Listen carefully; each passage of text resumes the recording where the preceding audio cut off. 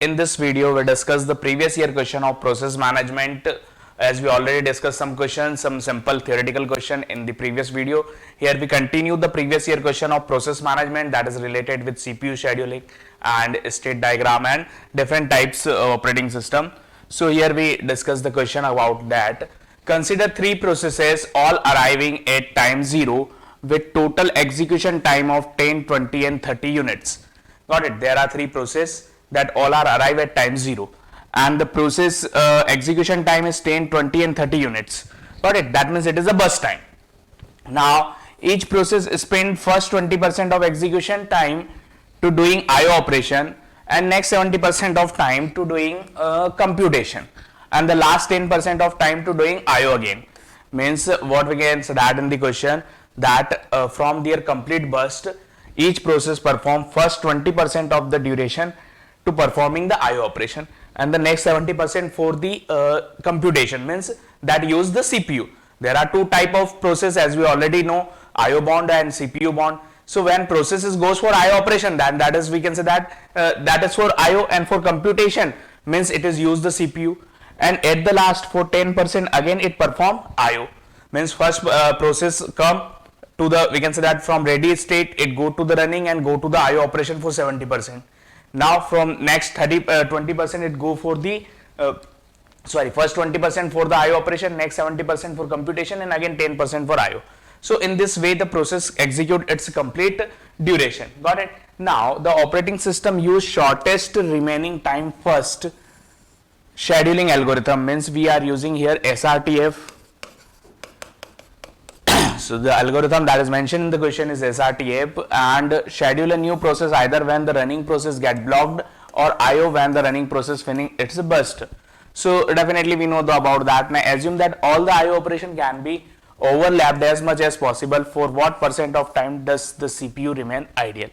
Means during the execution of this complete process, how much percent of time the CPU is ideal? Means at that time CPU does not any task to perform. Now here what we can say that in this particular question, first we design the like process wise that three process all arrive at time 0. So we just written here that process ID like that P1, P2 and P3. There are three process. Now arrival time of all are 0, so by default we can just say that the arrival time is 0 and the total burst time, the burst time is 10, written in that is the burst time, total burst time is 10, 20 and 30. Now again each process spend first 20% of execution time in IO. So we can say that that is a total burst. Out of them first IO that is perform 20%, means from their total burst it perform 20% of time in the IO operation. So out of this 10 what we can say that 20% of 10 is 2, 20% of 40 is 4 and 20% of 30 is 6. You just multiply 3 into 2 6, 2 into 2 4 and 2 into 1 that is 2. Got it? It is very easy to find the 20% of this values because it is exactly divisible by 10. That's why we are easily calculate. So first IO operation, 20% IO operation means out of 10 it perform 2 unit of time in the IO. Now remaining time is 8 definitely. Now the next computation, CPU 70%, second CPU computation, so it performs 70%. Got it? It is 20%, it is 70%. So 70% of time doing computation means the total time of that 70%. So if we execute 70% of this burst, so that is 7, 70% of 20 is 14, 70% of 30 is 21. You can easily calculate like this. Now in third it last perform again IO operation for 10% as mentioned in the question. It again perform 10% IO operation at the last. Now what is the IO? We can say that here 10% of the process, if we calculate the IO of each process. So here 10% of this 10 is 1, 10% of 20 is 2, 10% of 30 is 3. So definitely when you calculate this all three value 2 plus 7 plus 1, that is 10, that is equals to this, Now this 3 cell value is equals to 20, 14 plus 4, 18 plus 2, 20. When you add this 3 value, it is equivalent to 30. Means this 30 is divided into this 3 slot, this 20 is divided into this, and 10 is divided into this. Means in this way the process will execute. Now here the logic is that SRTF, shortest remaining time first algorithm we use here in this particular technique. So how to execute, just see here. At the time 0, what we can say that at time 0 all the process in the ready queue. So initially all the process P1, P2 and P3 is in the ready queue. Got it. Now here we just check SRTF technique. According to this, first we can say that each process need to perform their IO operation. Got it. First each process need to perform their IO operation. It go for the IO operation. So definitely any process, either it is P1, P2 and P3, when you select from ready queue, at that time 0, when it arrive in the ready queue, it first go for the IO operation. Means we do not perform any computation or we do not perform any task that is done by CPU, because after performing IO operation it go for the CPU computation. Got it. So definitely all 3 process, as the question says that all the IO operation can be overlapped. Means what is the meaning of that point? Meaning is that all process can be overlap their IO operation. Means at the same time all process can perform their IO operation. Means when P1 execute in IO, P2 is also execute at the same time and P3 is also execute. Means all 3 process first go for IO operation. So definitely initially at time 0 we don't have any process to allocate to the CPU, because initially all the process performing their IO operation. So here what we can say that after how much time CPU can get first process. So just see here, P1 perform 2 unit of time for IO operation, P2 perform 4 unit and P3 perform 6 unit. Means P1 is available after 2 unit of time, P2 is available after 4 unit of time and P3 is available after 6 unit of time for the CPU computation. So definitely first process that available after 2 unit of time, that is P1. So we need to execute P1 first, because at that time only P1 is available. Means from 0 to 2, what we can say that in this phase there is not any process available for CPU. That is the running state. We just discuss about that. If process is in this chart, means it is in the CPU. So definitely after that 2 unit of time P1 is arrived and we allocate the CPU to P1. Now how much time P1 will execute? So just understand, because it is a non preemptive in nature, SRTF, so we execute that process till the next process arrive. So the P2 process arrive at time 4. Got it. Means P2 is already system, but it executes its IO operation. So P2 is free for IO at time 4. But you just understand the point that the burst time of P1 is 7, burst time of P2 is 14 and burst time of P3 is 21. Burst means the time that required for CPU is this. So definitely we allocate CPU to P1, and the burst or the CPU time required for P1 is the smallest among all. So the remaining P2 and P3 process when arrive, definitely the burst of this 2 processes is greater than the P1. That means we need to execute completely P1. So that is the 7, 2 plus 7, 9, because it is the smallest process and we use SRTF. So we execute this process completely, because the next arrival process or next process that free from their IO operation has greater burst than this process.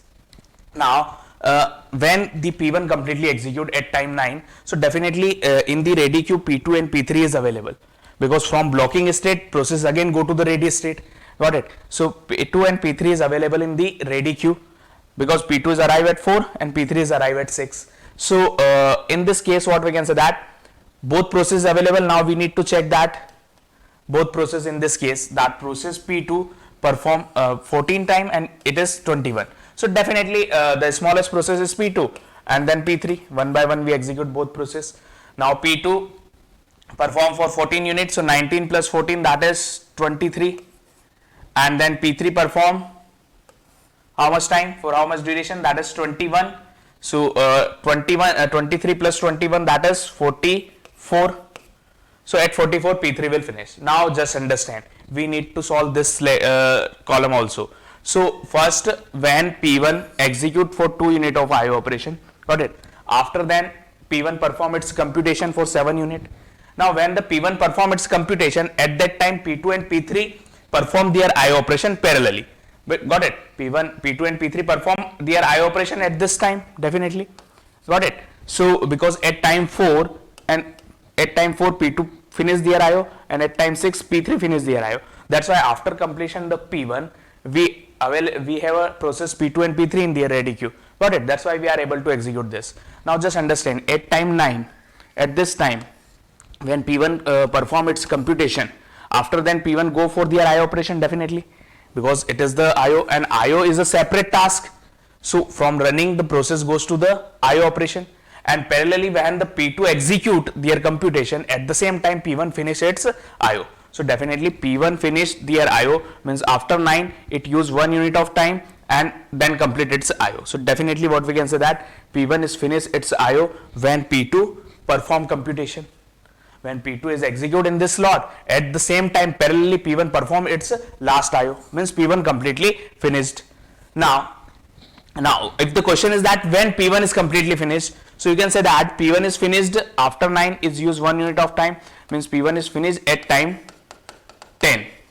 At time 10 P1 is free from the system, or we can say that it terminate from the system. Now for the P2, definitely now P2 finish their computation, this computation at 23. Definitely after then P2 go for IO. P2 go for IO operation. Got it? Here at time what we can say that at time 9, at this time P1 go for IO. Here P2 go for IO. So when P1 go for IO, it execute IO parallel with the execution of P2.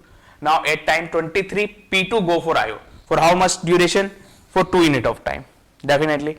So when P3 is in execution, P2 parallelly execute their IO operation. So P2 will finish at which time?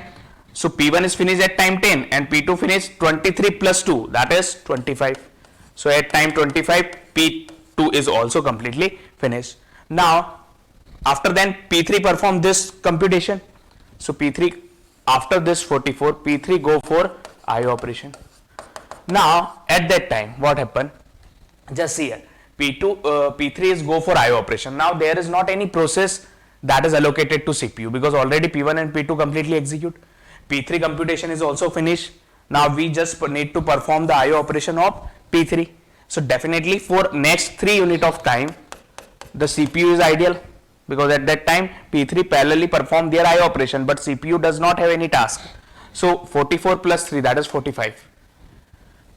Got it? So at that time again CPU is ideal. Initially first 2 unit of time CPU is ideal, and the last 3 unit of time CPU is ideal. Got it? So that in this case we can say that this is the ideal condition. So we need to calculate the percentage. Got it? So CPU percentage free, how to calculate that? So just see here. In this case what we can say that the total time percentage CPU ideal is equals to total duration. We can say that total time to perform this computation, means total time required to finally terminate all the processes 45. The completion time, that is 45. At this time all processes terminated. Now out of this 45, how much time is utilized by CPU, or we can say that how much time of CPU is utilized by process. So definitely this 3 duration, that is the duration, that is 44 to that is 44 plus 3, that is 47, not 45. Alright, 44 plus 3, because 3 unit of time for this, so 44 plus 3, that is 47. So at that time the process is finished, that is the finishing time. So 47, so out of this 3 plus this 2, that is this 2. So 3 plus 2, for 5 unit of time CPU is ideal, and remaining 42 times CPU is busy. So we can say that the 47 minus 5 divided by 47, got it, into 100. So that is 42 by 47, 42 by 47 into 100. So it is around 10.63%. Got it? That CPU, what we can say that what percent of CPU is ideal. Just understand, it is not a ideal, that is not 10.63. Got it? It is this percentage of CPU busy. This as we calculate is this, that is 47 minus 5, means 42 time is the time for which the CPU is busy, and divide by total time. So if you use CPU time busy divide by total time, then we get the percentage of CPU busy. Got it? Either you calculate this and subtract from 100. So that result will be the, we can say that this is the, around that is 89.7 something. That is 89.7 something. Got it? Or 89.4 something, not 7. We can say that 89.4 something, that is the percentage CPU busy.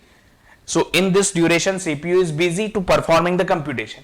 Now if you subtract from 100 this amount, then you get this percentage of CPU is ideal. So that is 10.63. Either you can do that, or we can directly calculate percentage of CPU ideal. So how to calculate for that ideal? We just case for how much duration CPU is ideal. So that is 2 plus 3. For 5 unit of time CPU is ideal out of total time. That how much time? That is 47 into 100. So when you calculate this, it generates the result, that is 10.63%. So that is the result. That is the result of this question or answer of this question. So percentage of CPU is ideal is 10.63. Got it? Understand the point here? If question is that percentage of CPU is busy, so definitely the busy time, the time that utilized by CPU, divide by total time, and for free time that is not utilized by CPU, divide by total time. So for this 2 time, that 3 plus 2, CPU is ideal. Got it? So that is the logic. So 10.63 is the percentage of CPU free or ideal. Got it? Now the next question, consider 3 CPU intensive process which require 10, 20 and 30 unit of time arrive at 0, 2, 4 and 6 respectively. So there are 3 process. We can say that process P1, P2 and P3, and the burst time of the process is 10, 20 and 30, and arrival time of the process is 0 to 6. Now how many context switches are required if operating system implement the shortest remaining time first scheduling algorithm? Do not count the context switching at time 0 and at the end. Got it? We just want to ignore the context switching at time 0 and at end and calculate the total number of context switching that performed by SRTF technique. So as initially what we can say that is the Gantt chart. At time 0, we just check here the arrival time of process P1 is arrive at 0, P2 is arrive at 2 and P3 is arrive at 6. So initially at time 0 only P1 is available, so we allocate the process CPU to the process P1. Now the P1 is in the execution. Definitely we need to execute the process till the next process is not arrived, because if the next arrival process burst is less, then we need to preempt. So here you can understand the logic that the new arrive process at time 2 is burst time is greater than this, and the next arrive process at time 6 the burst time is greater than both of previous process. Means definitely the process that arrive in the order is the shortest process. Means first process is smaller than second and second is smaller than third. Means we are not able to preempt the resource or CPU from the running process, because that is already a smallest process. So it will execute completely. At time 10 both processes in the system P2 and P3. So definitely the smaller burst is P2. So next process is P2, that for 20 unit of time, and the next process P3 that execute for 30 unit of time. So that is 60 total sum. Definitely we just need to calculate the total context switching. So during the execution there is not any preemption. Got it? So what we can say that only we just count that 1, 2, 3 and 4. Got it? So total context switching, how many there? That we can say that 1, 2, 3 and 4. So in this case the question is do not count the context switching at time 0 and end. So definitely when that one context switching P1 to P2 and second is P2 to P3. So exactly 2 context switching is countable, because the 0 and end is not counted. So the answer is 2. Only 2 context switching are there. Got it? So that is very easy question. Now the next question, consider 3 processes P1, P2, P3 as shown in the figure, and the arrival time and the time unit required that is given. The completion of 3 processes under the policy of FCFS and round robin scheduling with CPU quantum 2R. Means we need to execute this question by two technique. First one by FCFS and second by round robin 2. RR2 means round robin with time quantum 2. Means maximum a process can spend 2 unit of time in the CPU. So that is the logic. So first we execute, if we use FCFS, we need to calculate only the order of execution. Got it? The completion order of this three process. First which process is complete, second and third. So here you can understand, according to arrival time, in FCFS we execute first those process that arrive first. So first come first serve. We can say that at time 0 P1 is arrived. So P1 will completely execute. After then we execute P2 and then P3 because the order of arrival is this 1, 2, 3. So definitely first execute P1 and then P2 and then P3. We need to calculate only order of execution. So P1, P2, P3 is the order of execution in FCFS. So we just check the option. P1, P2, P3 is here in FCFS. P1, P2, P3 is here. It says that P1, P3, P2. It says that P1, P3, P2. So option B and D will reject. Either A or C. Out of this two, that is the right answer. Because in both FCFS sequence is same. And that is our result. Got it? Definitely it is run 0 to 5, 7 plus 5, 12, 12 plus 4, 16. So that is the three process execution. Now round robin. So in the round robin 2, in which we need to maintain ready queue also. Got it? So what is the ready queue?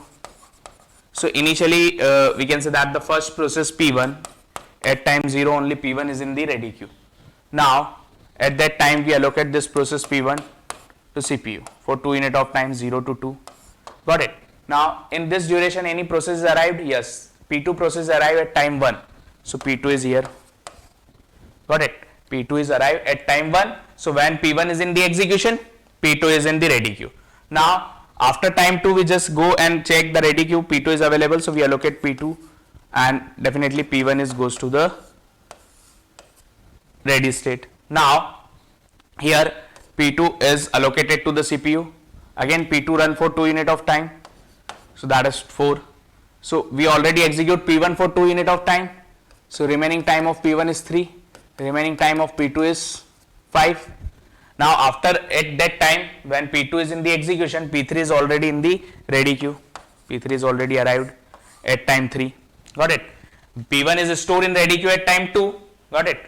And after then what we can say that during the execution of P2, P3 is already in the ready queue. Now we need to preempt the P2. Definitely P2 go to the ready state. Now after then P1 is allocated again to the CPU because in the ready queue we just maintain the order. So the next available process is P1. So we allocate CPU to P1. Now P1 execute for 2 unit of time. So 4 to 6. So the remaining time of P1 is only 1. So definitely 1 is available. That's why we need to preempt this P1 and again store here. Got it? Because there is not any new processes arrive. So we just put here one by one we execute the process here and again put to the ready queue if the time is available. Now the next P3 is allocated to this slot. Now P3 time slot total unit is 4. So first we execute. So remaining time is 2. So 6 to 8 it execute and again it go to the ready queue. Got it? Now the next P2 is allocated to the CPU. P2 is here. How much time remaining of P2? That is 5. So definitely it execute only for 2 unit of time. So that is 10. And after then P2 is again stored in the ready queue. That is goes to the ready queue. Now then next P1. For P1 we execute the slot. So P1 remaining time is only 1. So 10 to 11 it will completely execute. So again there is no need to store in ready queue. Now the next P3. P3 remaining time is 2 only. So P3 will finish at time 13. That is the 13. At that time P3 is finished. So no need to store P3 again here. Now P2 here at the last only P2 is available in ready queue. So definitely with the time slot maximum is 2. Whatever the time remaining we execute completely that process because that is only one process. So how much time of P2? So P2 is already executed here and here. So that is 2 and 2 4. Means already we execute 2 unit of time. So remaining is 3. So that is 13 plus 3 16. So definitely total sum is should be equal. So that is 16. So what is the execution order? So in the round robin that is fixed last 3 slot with definitely contain the last 3 process. So that P1, P3 and P2. Last P2 execute, before that P3 and before that P1. So the order of execution is P1, P3 and P2. So P1, P3 and P2, according to this, what we can say that first execute P1 and then P3 and then P2. So order of execution P1, P3, P2. So the option C is correct. Alright, P1, P3 and P2. So in FCFA, in round robin, the order of execution is P1, P3, P2, and in FCFS P1, P2, P3. So C is the right answer. Got it? So in this way you can check. So P1 is executed at time 11, P3 is 13 and P2 is 16. Alright, because definitely the we can say that the burst of P1 is 5 and it arrive at 0. So first it complete for 2 unit of time, and after then the remaining time of this is 3. You can directly analysis the question.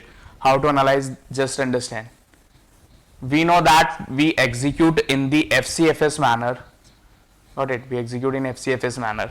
So here we can say that first arrive is this, for 2 unit of time when you execute the remaining time is 3, and at that time only this 2 process in the system. So definitely if you compare this P1 and P2, means after first slot of P1 the process P2 is in the system. Now only this 2 process is in the ready queue. So definitely the burst of this is minimum than this. So definitely it will finish first. Got it? And this is not arrived till now.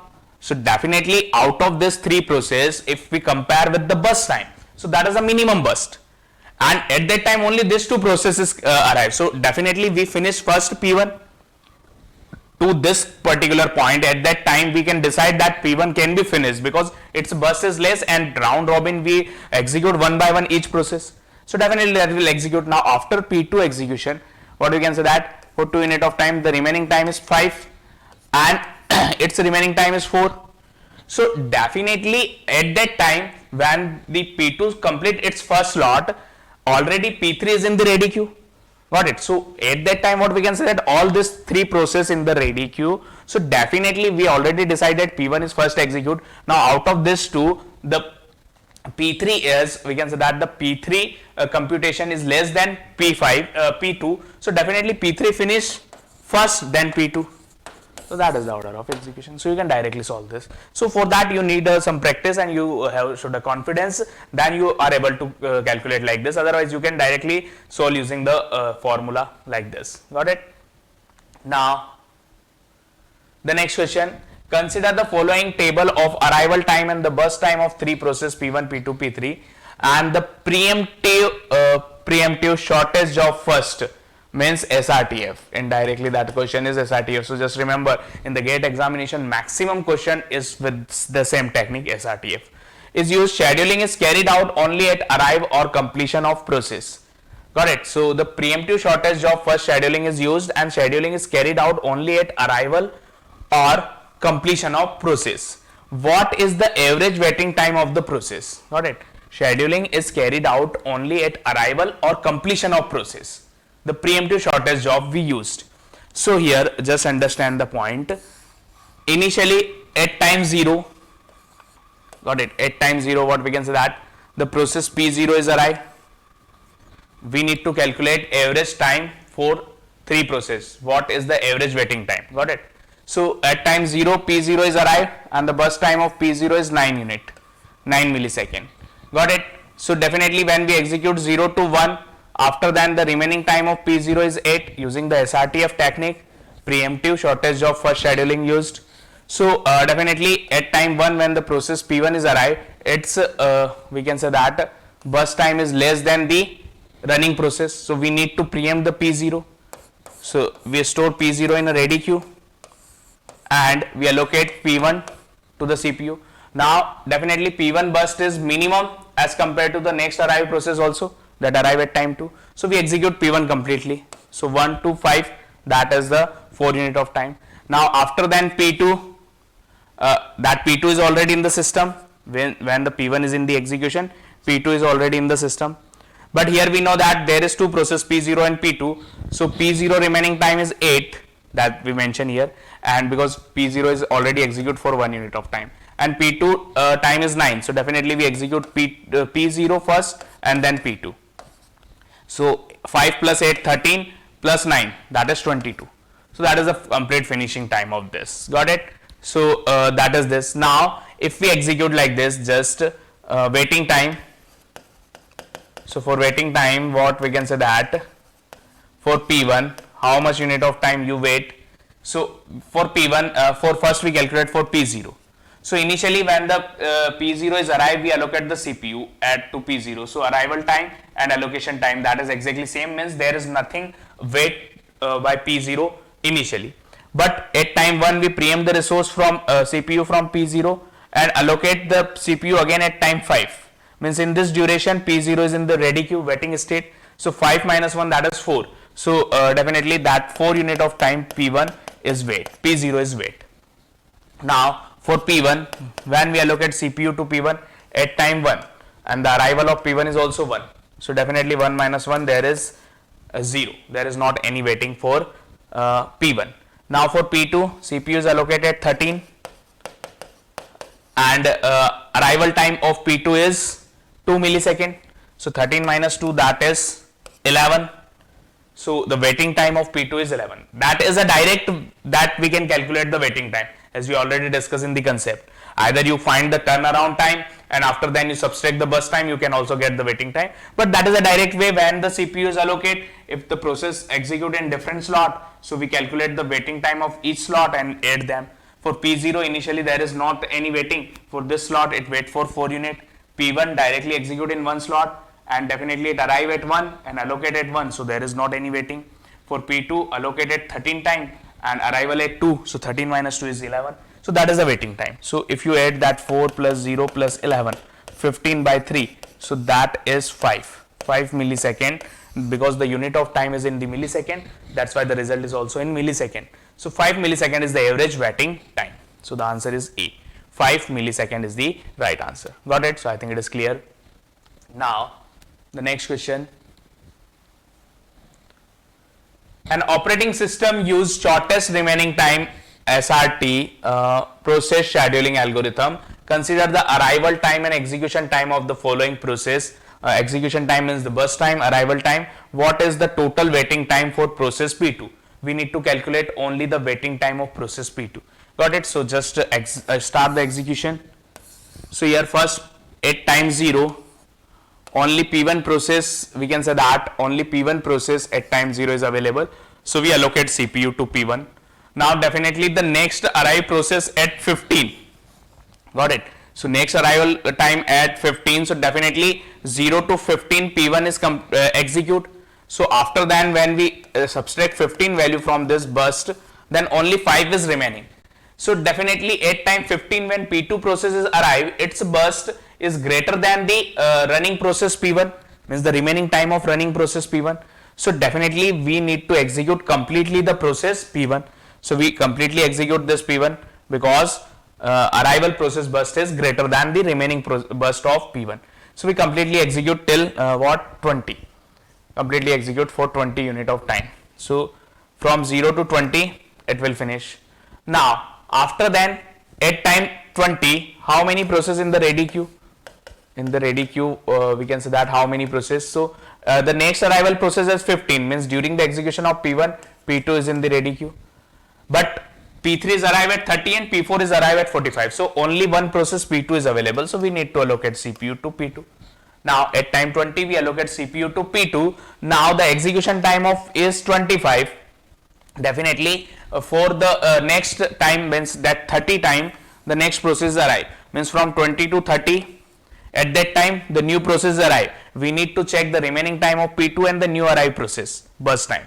So new arrived process burst time is 10 and total execution time of P2 is, here we can say that from 20 to 30 it execute for 10 unit of time.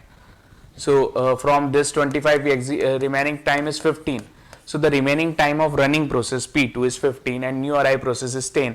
So definitely we need to we can say that the new arrived process that already arrived in the system at this 30 time. So we need to allocate CPU to this and we just store this to again ready queue. Got it? And P3 is execute here because the burst time of new arrived process is smaller. So definitely this is the remaining time 10. This is the new process burst time 10. This is remaining and this is remaining. This is the new arrived process that arrive in future. So definitely here P3 will execute completely because the 10 is the smallest among all that new arrived, and definitely so we execute completely this. and at that time the process definitely that any other process is not arrived. So from 30 to 40 we execute the process 10, process P3, and at that time we can say that the process is execute completely, P3 is completely executed, there is not any remaining time for P3. At time 40 only P2 is available in ready queue because P4 is arrived at 45. So only P2 is available, so we just execute P2 here, and definitely P2 is execute completely because the remaining burst of P2 is 15 and new arrived burst is also 15. So definitely it will execute completely. So till 55 P2 finished completely. Now after that P4 is arrived and we allocate P4 here. Got it? So that P4 is how much burst? That is 15. So that is the 70. So you can calculate that all execution times. So 20 plus 25, that is 45. 55 plus 15, that is 70. So the sum is exactly correct. So we can say that that is the right execution sequence. Now we need to calculate only the waiting time of process P2. So here you can directly calculate how many slots where the P2 is executed in this slot and in this slot. So initially first P2 allocate CPU is allocated to process P2 at time 20. So at this time we allocate the CPU minus arrival time. So what is the arrival time of P2? That is 15. So 20 minus 15 means 5 unit of time initially wait P2 in the ready queue, plus after that we preempt the resource at 30, and again we can say that we preempt the resource at 30 and allocate CPU at again from 30 it allocate to 40, means 40 to 30, 10 unit of time again it wait. So that 5 plus 10 total 15 unit of time the CPU the process P2 is in the waiting state, or we can say that in the ready state for the computation. Got it? So the total waiting time of P2 is 15. So the answer B is correct. So that is the logic to solve the question. So 15 is the right answer. Total waiting time of the process is, we can say that 15. Now the next question, 3 processes A, B, C each execute a loop of 100 iteration. In each iteration of loop, a process perform a single computation that require TC CPU millisecond and initiate a single IO operation that lasts 40 IO millisecond. Now it is assumed that the computer where the process execute has a sufficient number of IO devices, and the operating system of the computer assign different IO device to each process. Also the scheduling overhead of operating system is negligible, and the process have the following characteristics. Now what is the question? What is the meaning of this question? Question is says that in the question we perform a loop like we written like for loop for 100 iteration. It execute 100 times. Got it? This loop is execute 100 times, and 3 process A, B, C is executed in this loop. Execute a loop of 100 iteration means each process execute a loop of 100 iteration. Got it? What we can say that the process is execute a loop of 100 iteration, and in each iteration of the loop a process perform a single computation, means each process perform 100 iteration of a loop, and in each iteration it first perform the computation for TC second. Got it? Computation for TC we can say that TC CPU millisecond, and after that it performs single IO operation for TI IO millisecond. Got it? Assume that sufficient number of IO devices in the system, means we can overlap the different IO operation in the particular system. Got it? So there are sufficient amount of IO devices, and in this case what that sufficient amount of IO devices means you can overlap the IO operation, means computation and IO can be performed parallelly, or more than one process can perform their IO operation parallelly. That is the meaning of this word, that sufficient amount of IO devices. Now the question is that this 3 process, the process ID and the computation TC, that is the value of TC, and that is TIO, means that IO operation required 500 millisecond, one time computation required 100 millisecond for A process. B process required 350 millisecond for computation and 500 millisecond for IO. C process performed 200 millisecond for computation and 500 millisecond for IO. Means when the process A performed TC computation, that it required 100, When the process B perform its first computation, then it required 350, and such type of computation is performed 100 times, because that is executed in the loop of 100 iteration. Now the question is that process A, B, C are started at time 0, 5 and 10 millisecond. Means the arrival time, we can say that 0, 5 and 10 millisecond in the pure time sharing operating system, means round robin scheduling, that use a time slice of 50 millisecond. We execute this is in the time sharing operating system round robin technique with the time quantum is 50 millisecond. What is the time quantum? That is 50 millisecond. Now the time in millisecond at which the process C would complete its first IO operation. We need to calculate the time at which the process C perform its first IO operation. Got it? Now the technique is round robin. For 15, we can say that 50 unit of time we can execute. So initially what happened here, that arrival time, initially first arrival, because it execute 100 times, each process perform iteration 100 times. So initially at the time, we can say that at time 0 process A is available, at time 5 process B is available, and at time 10 process C is available. So initially we just go and check in the ready queue what is the process at the time 0. So at time 0 only process A is in the system. Got it? So here what we can say that if we write down here the process at time 0, the process A is in the system.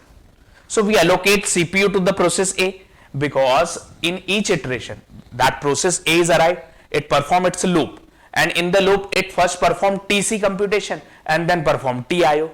Got it? So here we just design that graph here. Just understand that at time 0 process A is arrived and we allocate CPU because it performed TC computation. So what is the value of TC for process A? 100 millisecond. But we use a round robin technique. Got it? So definitely we need to maintain ready queue also. So initially when the process P0 is in this, process A is in this, we allocate CPU. Now after 0 to 50, it execute only for 50 millisecond. Got it? But it required 100 millisecond in single iteration. But we are not able to execute complete 100 iteration because we use round robin of 50 millisecond.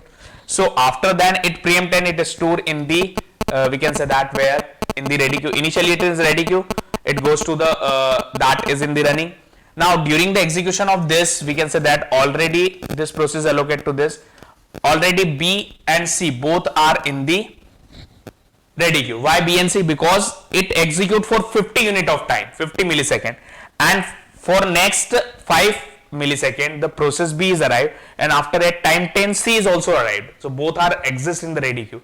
When it finish its first slot 50 millisecond, the process B and C is in the ready queue. So definitely it goes to the ready queue.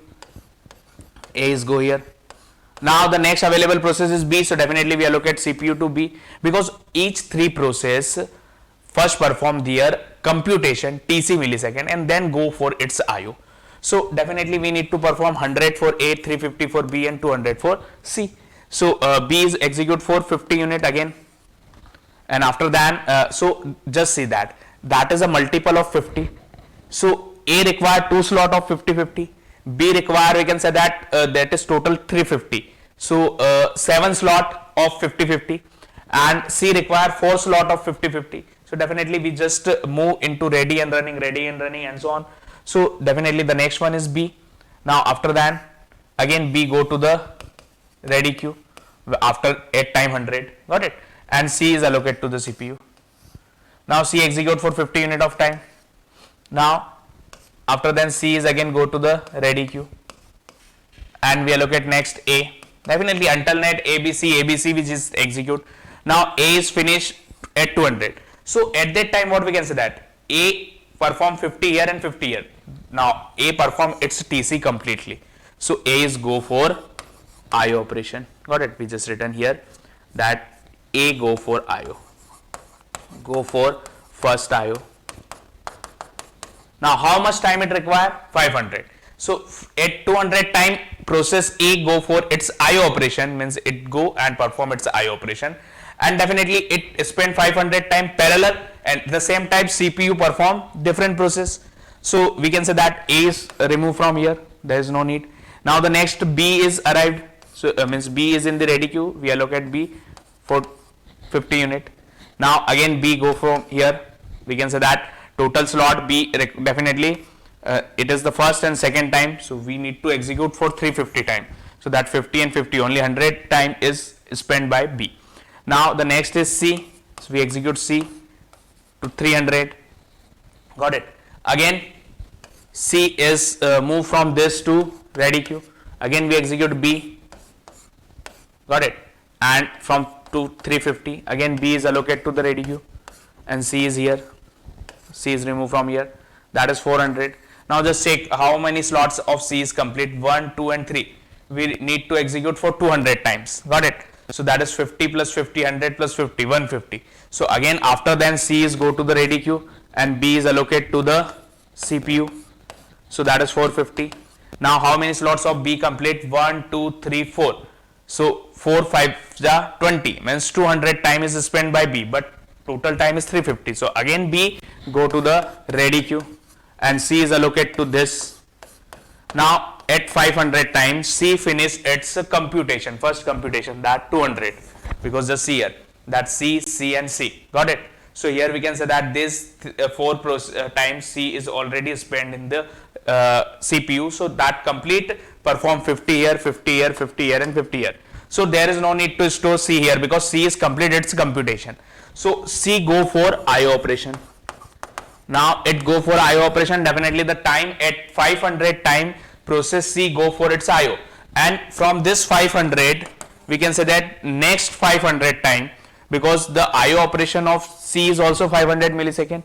So this time, that is the computation time. At this time CPU C process C free from the CPU and it go for IO. Now the next 500 it use for IO operation.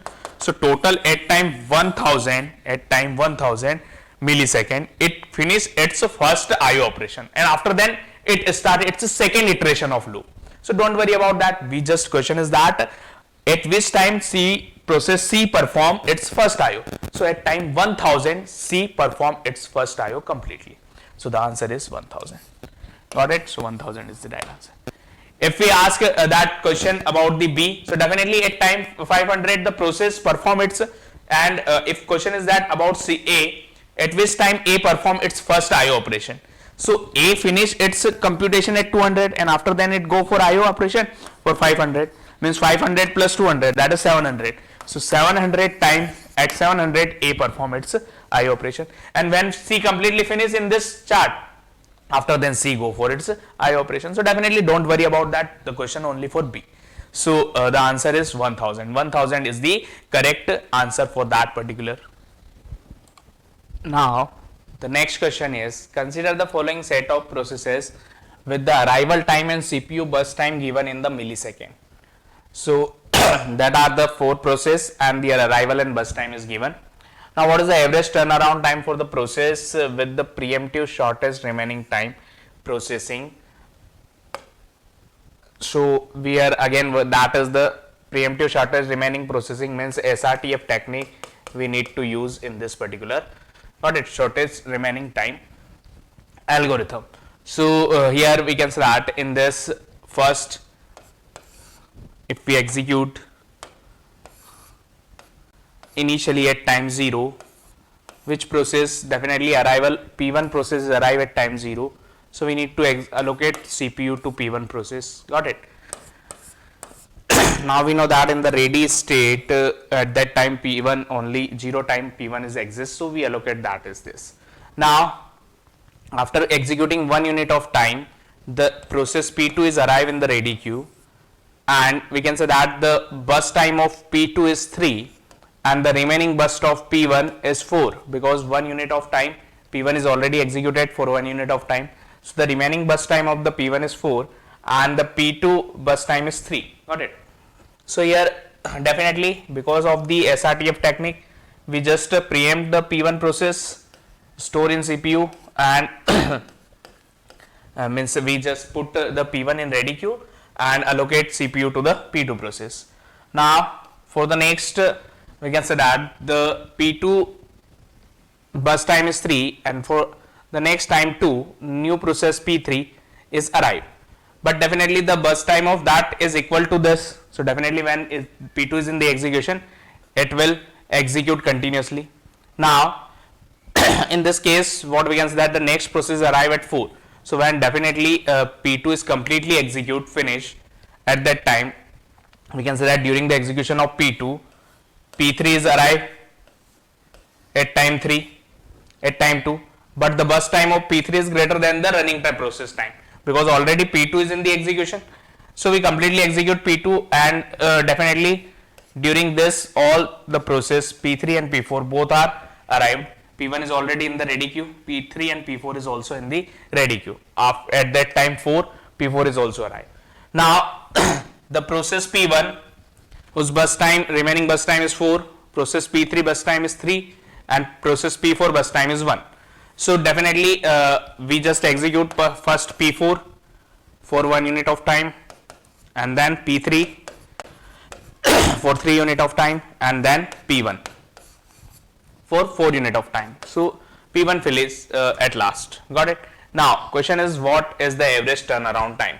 So definitely if we add the turnaround time of P1, so the turnaround time of process P1, so definitely P1 is complete at time 12 and arrive at 0. So definitely that is 12 minus 0. So that is 12. Turnaround time of P1 is 12. Now P2 is finished its execution at time 4 and it arrive at time 1. So the turnaround time of P2 is 3. Complete at 4, arrive at 1. So that 4 minus 1 is 3. For P3, it complete at 8 and arrive at 2. So turnaround time is 6.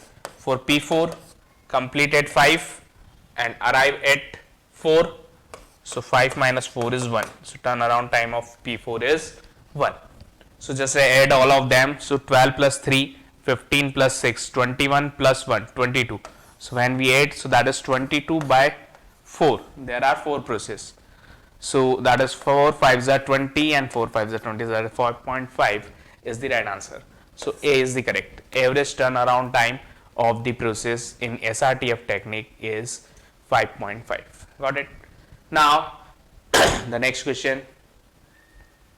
A uniprocessor computer system only has 2 processes, both of which alternate 10 millisecond CPU burst with 90 millisecond IO burst.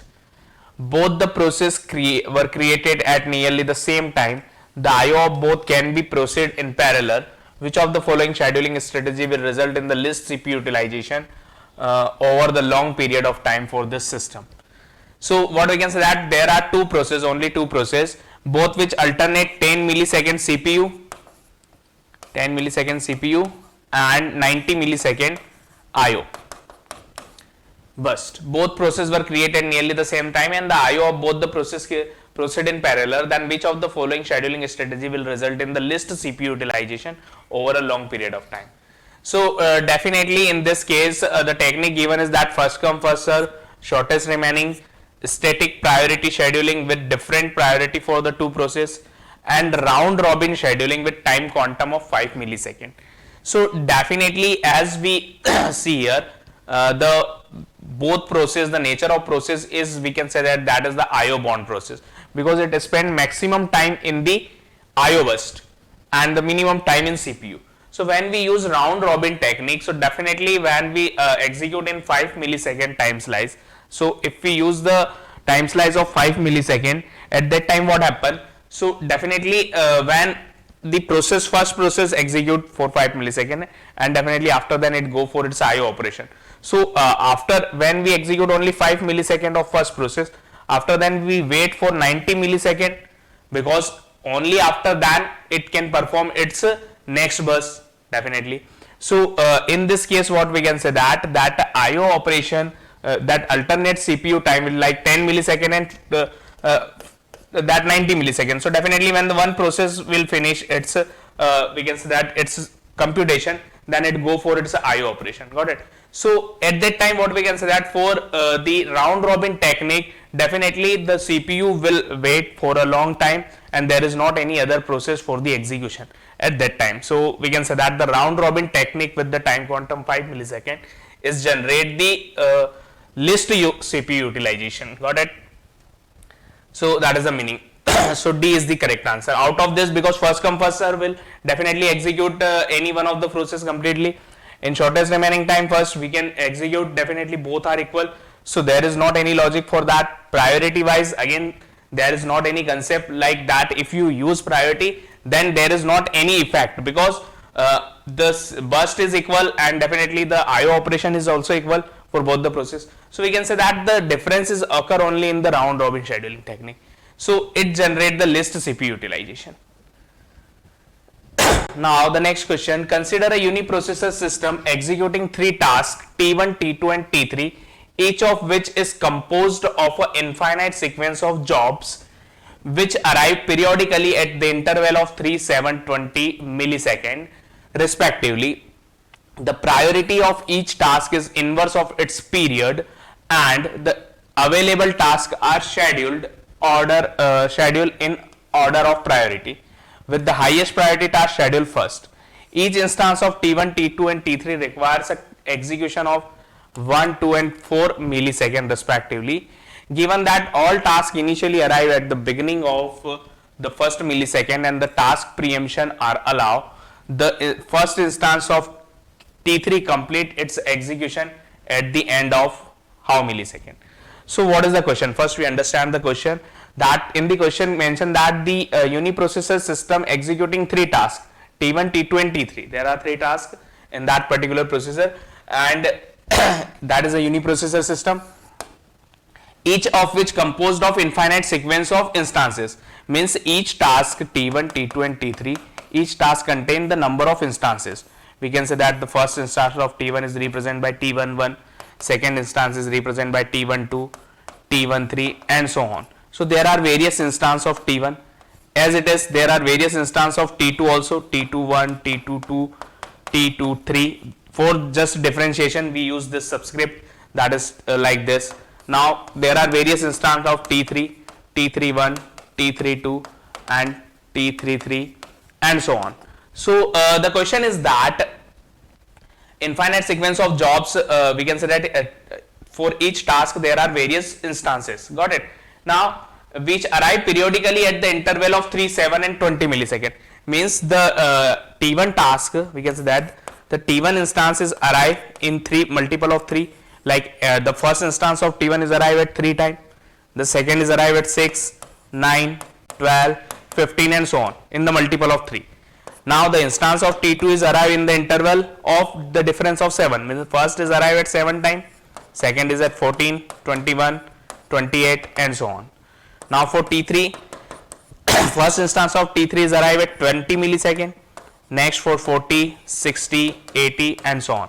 Means that is the, not we can say that the first instance arrive at 3, 7 or 20.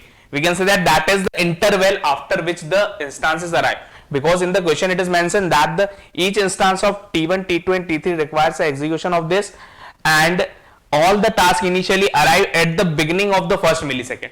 Means initially all the task is available at time 0.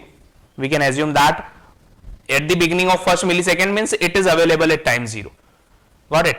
So the first instance of T1, T2 and T3, the first instance of all these 3 tasks are available. Got it? Initially. Now the second instance of T1 is arrive at 3, second instance of T2 is arrive at 7 and second instance of T3 is arrive at 20. Now at the same interval, means 20, then 40, then 60, then 80, the multiple of 20, yeah, increment of 20, increment of 7 and increment of 3 for the next instance of that particular task. So here what we can say that in this we need to check that when the first instance of T3 complete its execution. Got it? Now the interval, or we can say that the time required to execute each instance, like for T1 it required 1 millisecond, for T2 it required 2 millisecond and for T3 it required 4 millisecond. For the execution of each instance of T1, T2, T3 we require 1, 2 and 4 millisecond. Now we execute according to the technique that is called the priority technique. Got it? What we can say that here, that the priority of each task is inverse of its period. The priority of each task is inverse of its period, and the available tasks are scheduled in order of priority with highest priority task scheduled first. So inverse of its period means what? That T1 is arrived in the multiple of 3. So the priority of T1 is 1 by 3. Priority of T2 is 1 by, we can say that 7, and priority of T3 is 1 by 20. So that is the, we can say that just the inverse of period. So definitely that period is 3 is less, but 1 by 3 is greater than 1 by 7, that is greater than 1 by 20. So we can say that the highest priority process task is T1 and the lowest one is T3. So the highest priority is of T1 because T1 arrived fast, the interval is less, and the priority is inverse of interval, that means priority is high. So the highest priority task is T1. So just understand now, all point we here discuss about that particular question. Now the question asks that each task that contain a multiple instances, and the instance of T1 is arrive in this period, instance of T2 is arrive in this period, and T3 is arrive in this period. Now what we can say that we need to execute according to their priority. Now highest priority task is T1, second highest is T2, and third highest is T3. So we need to execute each and every task, got it? So initially all the first instance of all task is available. So just understand. First if we execute T1, the first instance of T1, got it? So we just written it like a T1. Now definitely when we allocate the CPU to T1, because the priority of T1 is highest, because all this in this ready queue, what we can say that in the ready queue, like we can say that we written T11. So the first instance of T1, first instance of T2, and first instance of T3 all are present initially at time 0. We allocate CPU to T11 because the priority of this is highest. Now how much time it required? For 1 millisecond. So every instance of that particular task is executed exactly for 1 millisecond. Every instance of T2 required 2 milliseconds, and every instance of T3 required 4 milliseconds. So we execute T1 task completely because it is, we can say that in this there it required only 1 millisecond, and after 1 millisecond definitely there is not, during this execution there is not any other task whose priority is highest. So T11 is completely execute. Now understand the point here. The question is that the next at time, we can say that at time 1 the next instance of T1 is arrive at time 3, got it? So till that at time 1 there is only 2 instance, T21 and T31 is exist in the ready queue. So we execute T21 because the priority of T21 is greater. Now for how much time it execute?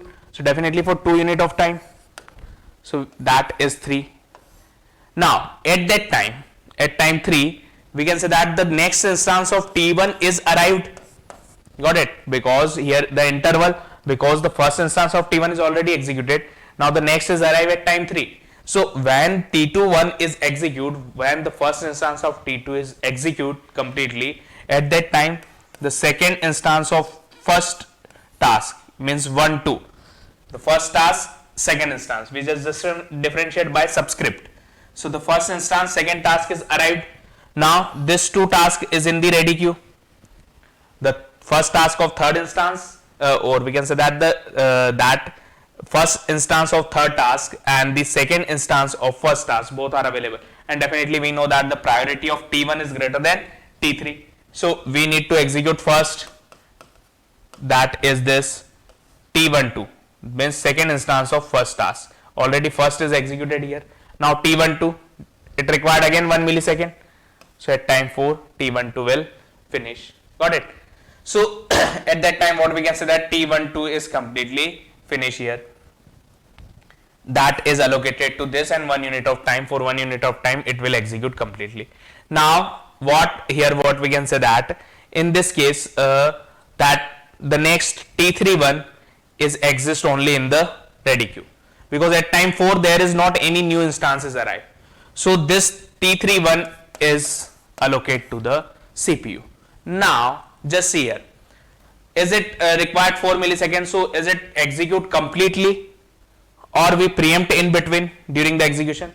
Because you can see here that at time 6 the third instance of T1 is occur, and at time 7 the second instance of T2 is occur, because one instance of 1 and we can say that one instance of T2 is already complete, two instance of T1 is already complete. So when T31 execute till 7, got it, means the first instance of T3 is executed at up to 7, at that time or we can say that don't go up to 7, from 4 to 6, at that time what happen, the next instance of T1, that is T13 is arrived, got it, it is already in the running state. Now at time 6 T13 is arrived, and definitely its priority, that is T1 task, its priority is greater than T3 task, so we need to preempt that T3 and we need to preempt and store it in the ready queue and allocate CPU to this third instance of first task, and definitely that is the first task, third instance, and its priority is highest and it required 1 millisecond, so it execute for only 1 millisecond. Now the remaining time of this T31, because it required total 4 millisecond, it execute only for 2 times, so 2 millisecond is remaining of this we can say that T3 task of first instance, got it, first instance of T3 task. Now here we can say that T13 is execute completely. Now at time 7 we can say that the second instance of T2 is also arrived, and that second instance of T2 is stored in ready queue. Now at that time when we execute the third instance of first task, we check the ready queue, there are two instances available, that the first instance of third task, remaining part of first instance of third task, and the first instance of second task, both are available. So we know that the priority of T2 is greater than T3, so we need to allocate T21 here. And definitely when you execute T21, how much time it required? 2 millisecond. So we can say that during the execution of that, the next instance of this T1 is arrived, that T14 is arrived at 9, got it. So definitely before that, here we can say that we just allocate T21 to the CPU. Before that only T3 exists in this ready queue, so we execute it completely, and at time 9 again the next instance of T1 is occur, that is T14, and definitely when T14 is occur in the ready queue, there are two we can say that there are two instance in the ready queue, that third task T3 and first task T1, that fourth instance of first task. So definitely the priority of T1 is greater than T3, so we need to execute this again. So T14 is execute here up to time 10, because it required 1 millisecond every time. The first task required 1 millisecond for each instance. Now at that time 10, we just check that there is any other task is arrived, instance is arrived, so definitely not, because next is arrived at 12, it arrived at 14. So we can execute T31 because it is now only available in the ready queue. Now definitely we execute up to 12, because at 12 the new instance of T1 is occur. Before that there is not any. So here we can say that the remaining time of T13 is only 2, and that will finish here. So 2 unit of T3 task is executed here and 2 unit is executed here. So finally the first instance of T3 is finished at that time, and this time is 12. So what is the answer? Answer is 12. Got it? So the question is that the first instance of T3 is complete its execution at 12 milliseconds. So I think it is clear. It is very interesting question. Got it? So the answer is 12 millisecond. At 12 millisecond the first instance of T3 is finished. Got it? Now definitely if the question asks about the first how many instance before T3 first instance of T3 is executed, so we can say that the 4 instance of T1 is completely executed before executing the first instance of T3. So there are different type of question may be generated from this particular question, so it depends on that, but here the question is that what is the answer? So 12 is the correct answer for that. Got it? So after 12 millisecond the first instance will finished. Now the next question, for the processes listed in the following table, which of the following scheduling schema will give the lowest average turnaround time? Lowest average turnaround time. So here there are 4 processes: first come first serve, non-preemptive, shortest job, shortest remaining time first, round robin with quantum value 2. So out of this 4, which one give the we can say that the lowest average turnaround time? We need to calculate lowest average turnaround time. So we know that out of this 4, SJF we can say that the best technique, and as we here see that non-preemptive shortest job and shortest remaining time, first means that is a preemptive in nature, that is non-preemptive, and that is preemptive. So definitely out of this 2, any one of them can give the best result, but it depends on the data also, so we need to check according to that. So here you can understand the logic is this: there are 4 process A, B, C, D. Got it? If we execute, the arrival time of A is 0, B is 1, C is 4, and D is 6. Now if we use the shortest job first, so definitely if we use non-preemptive nature, then at the time 0 only A process in the ready queue. Got it? At time 0, so definitely we allocate A CPU and it execute completely 0 to 3 because processing time is 3. Now at that time only B process is in the, we can say that the ready queue, because when A process completely finish, the next arrive process is time 1. So B is in the ready queue, but C is arrive at 4 and D is arrive at 6. So we allocate process B to the CPU. Now definitely when we execute B completely, because if we use non-preemptive, and if we use preemptive, then something that a small difference will occur, but we first execute by SJF. So just see here, when we execute B, it will execute completely because we use SJF shortest job first, non-preemptive nature. So at time 9, what we can say that both process C and D is in the ready queue. A, B is already finished, 3 unit for this, 6 unit for this, so total 9 unit. Now C and D, out of that the small process is D and then C. So first we execute D and then C. So what we can say that D, 2 unit of this, so that is 11, plus 4 unit of C, that is 15. So this is the Gantt chart for SJF. Now just design the Gantt chart for SRTF, that is this shortest remaining time first. So according to that, first we execute A again, because initially A is in the ready queue only at time 0, and definitely it will finish completely because at time 1 new process arrive, but its burst is greater than the running process. That's why we finish that particular process. Now at the time 3 only B is in the ready queue because it is arrived process, next process arrive at 4. So at this time only B is in the ready queue. So we allocate CPU B, but here we can say that after executing 1 unit of time, 3 to 4, the new process arrive at 4 and its burst is 4, and the remaining burst of B is 5 because it execute for 1 unit of time. So definitely the smaller of this 2 is C, so we need to execute C. Got it? Now here we can say that the C we just execute. In this case C is already arrived here and C is allocated to CPU, and B is stored in ready queue. B is remaining till now and the remaining burst is 5. Now we start the execution of C, and definitely the next process arrive at time 6. So when we can say that when we execute 2 unit of time to C, when we execute 2 unit of time to C, so the remaining time is 2, means at time 6 the remaining time of C is 2 and the new arrived process is also 2. So definitely we continue the execution of the current process. So we can say that we can finish this process completely. So from 4 to 8 it will finish the process C. Now during that duration D is arrived in the system and their burst is 2. So definitely from B and D, D is shortest job. So we execute D and in last B. D required 2 unit of time, B required remaining 5 units, so that is 15. Now if you compare this to, if we execute using SJF, so here what is the, we can say that turnaround time, we need to calculate average turnaround. So the turnaround of A is finished at 3, got it, and arrive at 0. So turnaround of A is 3 plus turnaround of B, we just add directly because we need to calculate average. So for B, B is finished at 9 and arrive at 1. So 9 minus 1, that is 8.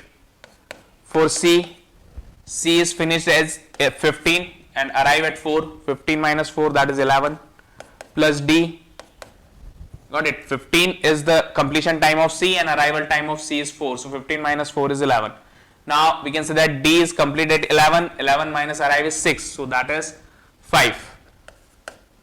So this is total time and divide by 4. So we can say that 8 plus 3, 11, 11, 22 plus 5, 27.